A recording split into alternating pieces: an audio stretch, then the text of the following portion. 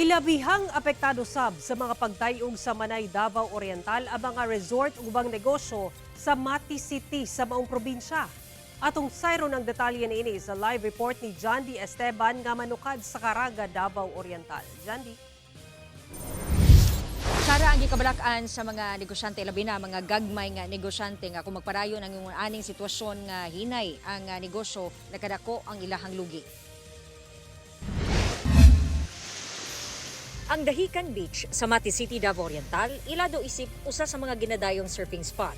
Naglinya dinhi ang mga resorts. Pero pagigo sa kusog na linog niadtong Biyernes, mihinay ang negosyo. Nasayangan sila tungod sa perwisyo nga dala sa linog. So karon nag-adjust me, gamay ra jud ang gas.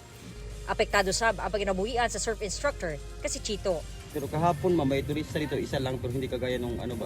Kung walang pangyayari good ma'am. Walang lindol. Walang lindol ma'am. Madami yun. Sa ngayon parang wala talaga, walang income ma'am ba. Nanawagan sa tabang ang mamaligya ayog kakanin sa Dahican. Ning bakwit ma'am, walay mga hinabang diha kay nagpait ang among kahimtang diri, walay mga kuan, way mga tao sa beach kay nagduha-duhag sulod sa kalamidad nga linog.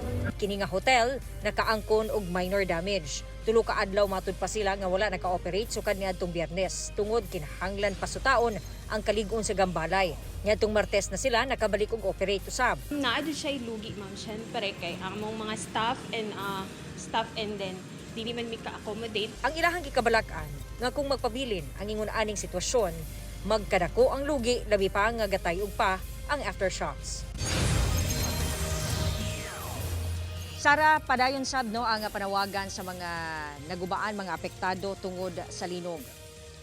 Usa na ang Faith Tabernacle Church sa Barangay San Ignacio sa Manay, Davao Oriental nga wala nakaluwas sa pagtayog kansang simbahan labihang naguba. Nangayo siguro mig tabang sa uban nga mga basig dunay malumong kasing-kasing nga makatabang sa mga pag-rebuild nining atong church kay for 20 years, 22 years ning tukod nga simbahan. First time nga nahitabo ni Samoa.